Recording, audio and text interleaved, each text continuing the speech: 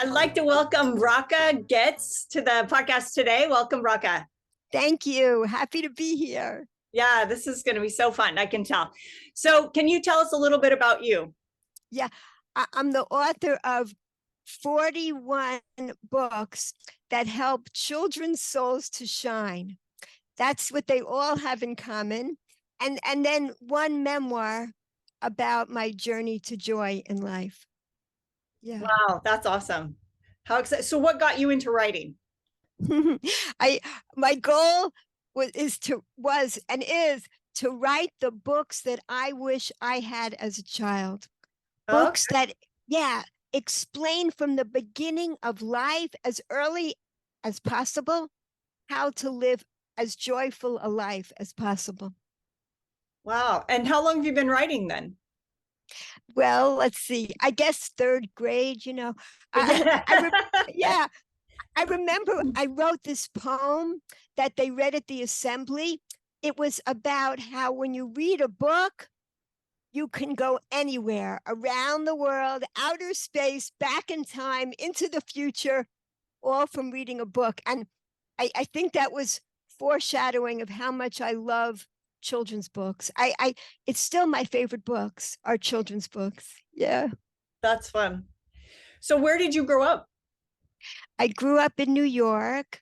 Okay. I was there till I was 18, and then I went to Harvard University, and then I went to medical school, and then I ended up in Israel for 10 Wow. years, and then back in America in Baltimore, Maryland. What did you study at Harvard? At Harvard, I studied psychology and I was pre-med studying to become a psychiatrist. Okay. Yeah. Wow. And then what took you all around, like to Israel and everywhere? What took me all around was my search because it looked like I was successful at Harvard medical school. Inside, I was suffering. We never know how people are suffering on the inside from what they look like on the outside, Right. So it looked like I was a success. Inside, I felt such an emptiness. Why did I go to Harvard altogether? I was searching for wisdom. I figured, okay, at Harvard, I'm going to find the wisdom that I'm missing, but it wasn't there. No, it was. I had a great time, but it was not the missing wisdom, which I didn't understand that emptiness inside is a spiritual hole. That's what nobody explained that, and I developed food addictions that got worse and worse. I got sicker and sicker as I was at Harvard and then at medical school. So that summer, I had a 6-week break between my first and second year of medical school. I went to Israel and I came back 10 years later. So Wow. there was yes, a big change happened. I found what I was looking for. I found my roots. I found my heritage, which had been thrown away. Hmm. And I found the missing wisdom that filled my soul. And I just wanted to immerse myself in that. And eventually I ended up, helping people in a different way than as a psychiatrist. More like helping to explain to people how to fill their souls, how to fill the emptiness inside. Yeah, and like you were saying, that can't come from the exterior. That really has to come from within, your spiritual self. So I love it. And you had mentioned to me about your being Jewish. And so with Israel, I mean, you're definitely going to learn. So did you not grow up in that religion really? You said it was kind of thrown away. I grew up Jewish, but Okay. not understanding all the spiritual wisdom that it had. In Okay. fact, I went searching into Eastern religions. And also I was involved in Christian Science. I was searching for, the truth that to Mhm. me, being Jewish was like a cultural thing. I didn't see it as something spiritual. That's what I Okay. was missing. Uh-huh. So when I studied different religions, I found elements of truth that were very healing to me, but it was not like the perfect puzzle piece that my soul needed as a Jewish person. So for me, I needed my own heritage, and that's what filled me up. But really, it's a universal kind of wisdom, and that's what I'm loving to share in all the children's books too. The wisdom that I learned that changed my life around, it was taught to me by a rabbi who's no longer alive when I got to Jerusalem, because I Mhm. kept saying, what's the purpose of life? And he said, to experience the greatest pleasure possible. And I was like, what? That makes no sense. Like, what? To be like hedonistic? What do you mean? No, because the greatest pleasures in life are the spiritual pleasures. Those are the Yeah. pleasures that last, you know? Yeah. So he explained about the pleasure ladder, which has 5 rungs on it, Okay. like our fingers. It's our 5 fingers. In other words, we have the power to bring pleasure into our lives at any moment. We, it's totally empowering. And these 5 levels on the pleasure ladder, they correspond to the 5 levels of the human soul. So the lowest level of the soul is the part that's connected to our bodies. So all the natural physical pleasures, when we enjoy them, we're uplifting our bodies and our souls. Like an orange, it all the natural foods, being in nature, movement, dance, swimming, um, music. These are things that were designed to fill our senses and our souls with gratitude. They uplift us. So I love my favorite. I love this example of an orange because it's first of all, it's green. It's green. It's camouflaged in with the leaves until it's bright and ready and the most beautiful. That's when it's bright and it calls, I'm ready. And then so it's beautiful to look at. It smells beautiful. And the sweet juiciness is kept in like for months with this amazing peel. It's Uh-huh. individually packaged. And then when you finish it, you have the seeds of infinity. They become infinite amount of trees, infinite amount of oranges. If you Yeah. compare this to an orange flavored tangy taffy, where even the wrapper pollutes the environment. These natural foods are designed with infinite loving kindness and wisdom, and like junk is like designed with greed. It's not meant to heal us and help us. Yeah. um like these natural things are delicious and nutritious, and junk is delicious and addictive. So it's like a totally different kind of thing. Yeah. And And like, that's, yeah. yeah, with like the fruit, the natural things, they're forever giving. Like they serve over and Yes. over and over again. Yeah. And Yes. yes. Beautiful, beautiful. Just keeps on giving. I love it. So that's just the lowest level of pleasure. Could you imagine? So higher than that is love. Love, like love doesn't sound empowering because you think, well, you need somebody else to bring love into your life. But this sense is focusing on the virtues of another. That's love. So even in prison, a person can focus on someone that once did a kindness for them, a grandmother, and be uplifted to become a better person. We can bring love into our lives at any moment. And what's an even more lasting pleasure is meaning, doing something good and meaningful in the world, giving back with gratitude to the world. And I think Um, that flows with love because when you're yes, wanting to give, you have that love for others around you. yes, exactly. And like each one, when we're in an addiction, we feel cut off, disconnected. And this brings connection. Each level brings more connection to to a natural physical thing, to another person, and meaning to, it could be even to more people, to a wider bunch of people that we're connecting with.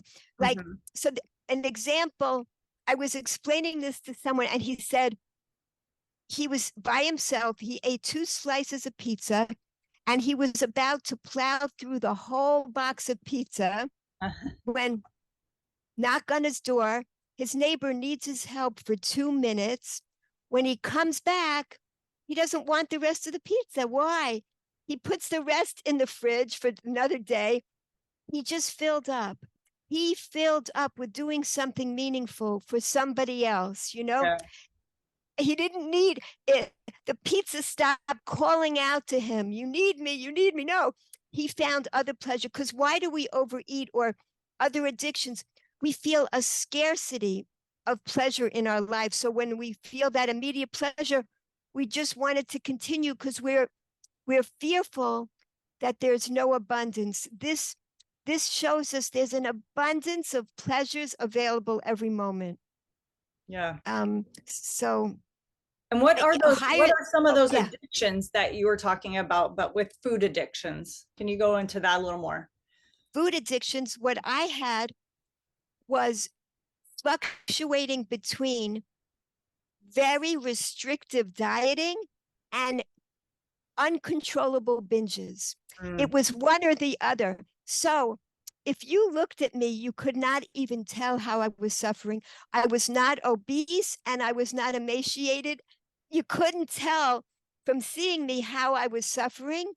And yet I was in a prison that was getting, the walls were getting smaller and smaller, narrower and narrower. I could barely think about anything else. That's what life was like when you're in an addiction.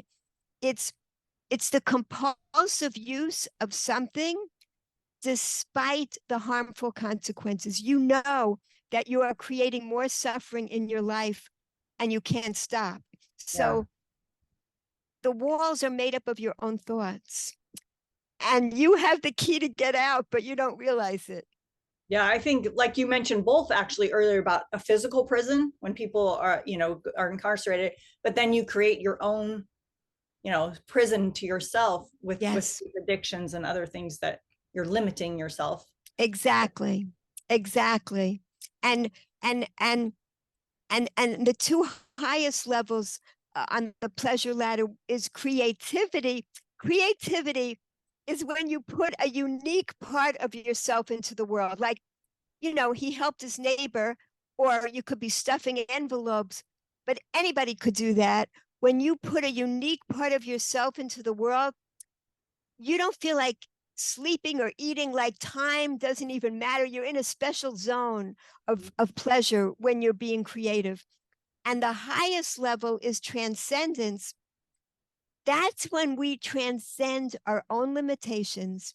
We break through, we make that first crack in a bad habit, in an addiction. We transform ourselves. We transcend who we are into a greater part of the universe. Like, we experience transcendence under a starry, starry sky when we know we're a part of this amazing universe. And when we recognize that we're all connected and we're all connected to the same source, Yeah.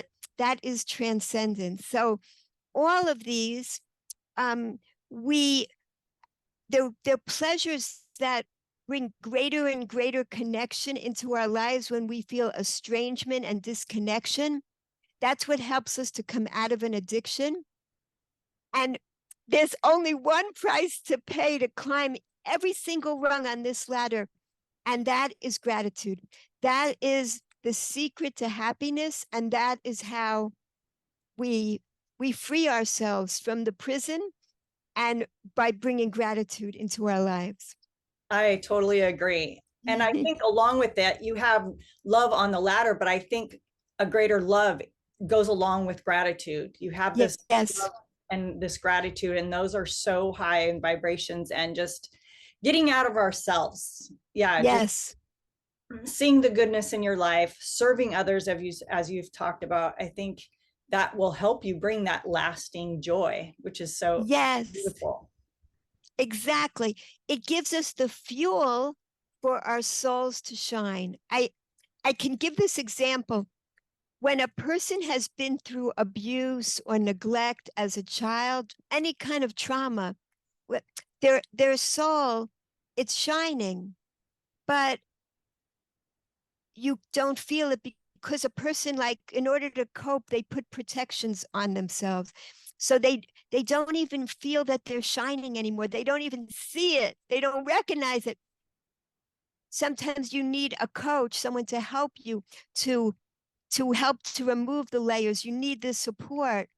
And you and through bringing pleasure into your life, you bring that loving compassion back that fuels your soul so that you can carefully regain trust and remove those layers of protection that were helping you to cope.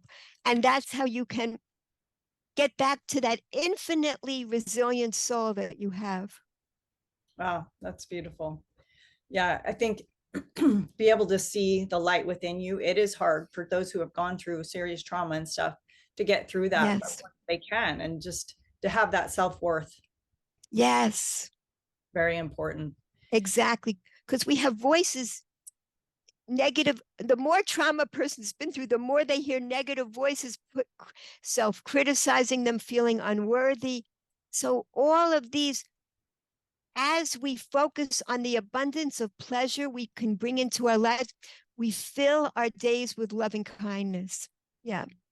And I think it's important. I mean, even if someone doesn't have major trauma, but we are self-criticizing, we're our own worst Yes. critic, as it's said, and we need to, yeah, find our self-worth and just get those negative voices out of our head. How could someone change that? Like, have that Yes. positive talk? Do you have Yes. some suggestions on Yeah. that? My newest book for children is called Don't Read This Book. It's that, yeah, it's the voice, that impulsive voice is trying to get us to be miserable all day long. We all have that voice inside of ourselves telling us to focus on what we're lacking. Mhm. So when we realize that, and we instead, oh my gosh, the voice is getting me to focus on what I'm lacking, I'm going to focus on what I already have. Yeah, the So, gratitude. exactly. We Yeah. train ourselves from the beginning of life as early as possible. So when we do that, we create, neural pathways. And the easier it becomes to travel on that pathway, the more that we use it. So it's a habit that gets easier and easier. It feels funny the first time you fall in love with an orange, but like when you do that, you just keep going and you enjoy the silliness. I learned that it takes 400 repetitions to create a new habit. But if you do it joyfully, 10 to 20 repetitions and you've got it down. So Wow. laugh about it. You enjoy, how amazing this orange is, how amazing this raisin is. Oh, I love the sunshine. It feels so good to text somebody a message saying what you appreciate about them. This fills you up. Just notice how good it feels when you fill your life with that compassion, Mm. and that's how you develop the habit, and it becomes so easy and enjoyable. Yeah, it becomes that natural habit of yours to be positive. Exactly. Yeah, I love that. This book, it took me 30 years to write Wow.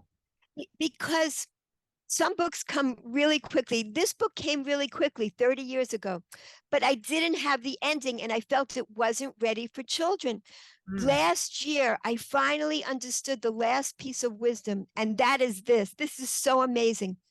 That voice inside of all our heads, it was also put there from the infinite oneness that gives us infinite loving kindness.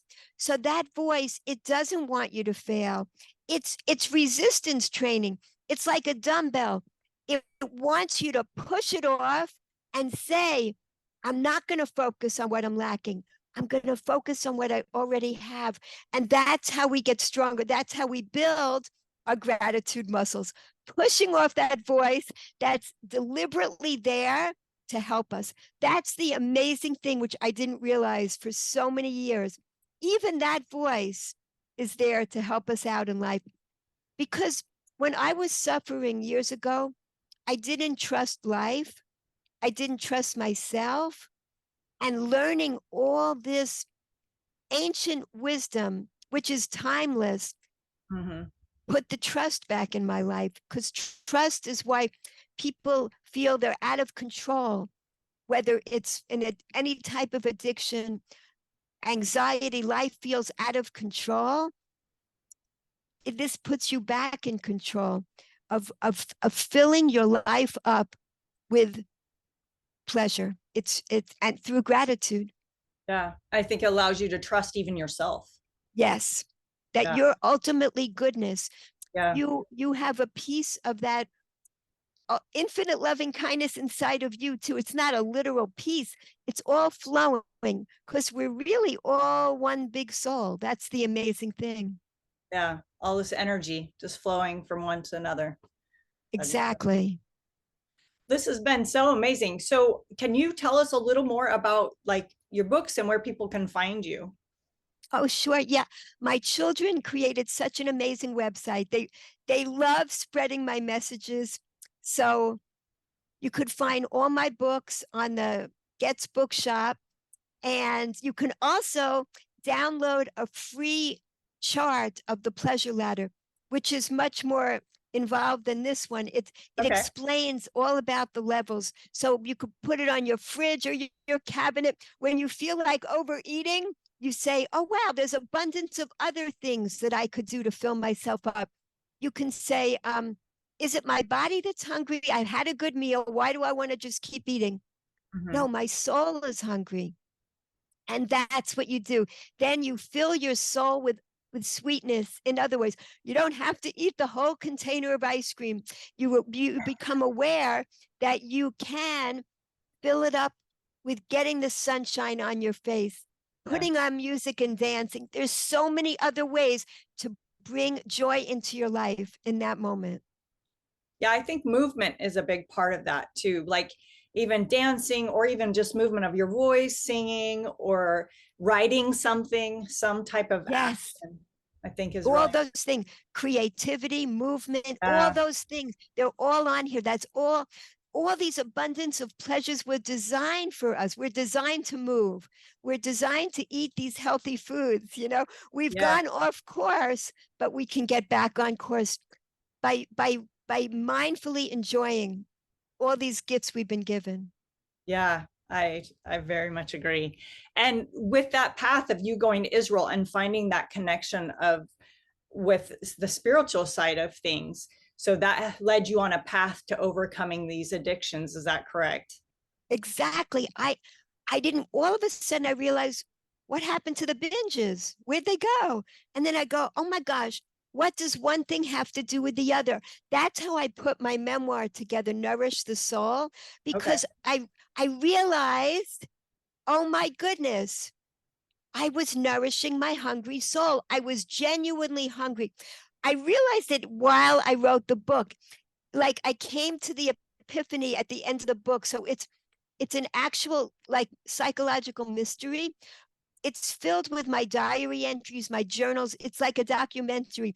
You watch me developing the food addictions and then healing from it. So that's what I did. I write I don't write long books, so I didn't write a long book either. I put it together. It's actual entries so that you could see, how did this happen? Uh-huh. How did I nourish my soul? And we all have hungry souls. It's on purpose because we need spiritual nourishment every day, just like we need physical nourishment. Yes, yes, we do. And so you've written this book, The Nourish the Soul, and then your other books. What are and then are the other ones all the children's books Yeah, they're all the rest are children's books. Some are that, about, oh my that are gosh, for everyone, right? That are for all yeah, ages. yeah, Yeah. exactly. Like even Let's Swim Safely. I mean, this is a book for toddlers because it's so sad about the drowning rate of little toddlers. Toddlers memorize this book. They actually learn it. It's board books, so they read it over and over and they learn the guidelines. Children love guidelines. It's so fascinating. I have two books about prevention of abuse, and children, they're like children's favorite book. They're in like 150,000 homes, and children will come up to me and they go, "This is my favorite book." That's not what I expected, that a book about the prevention of abuse would be their favorite. They love the guidelines. The guidelines are actually empowering for children. It helps them to know how to steer themselves in this world and be Yeah. less afraid. So once they know what to be wary of, it's amazing. And I teach children, oh, let's stay healthy. This is helping children. A mother asked me during the pandemic, how can I explain to my children why they shouldn't be eating junk all the time, why they need to exercise, why they should sleep, go to sleep and get enough sleep and have good hygiene. So my background, in public health, even as an undergraduate at Harvard, I was taking courses at the Graduate School of Public Health and Harvard Medical School. So I put this into the books so children understand why to do these things, because that's what I wanted to know. So I explain how it actually helps us, how like the junk actually drains the nutrients from our body, how inflammation is caused by eating junk. That's that's what causes disease, and how the good stuff was created to help our bodies. Yeah.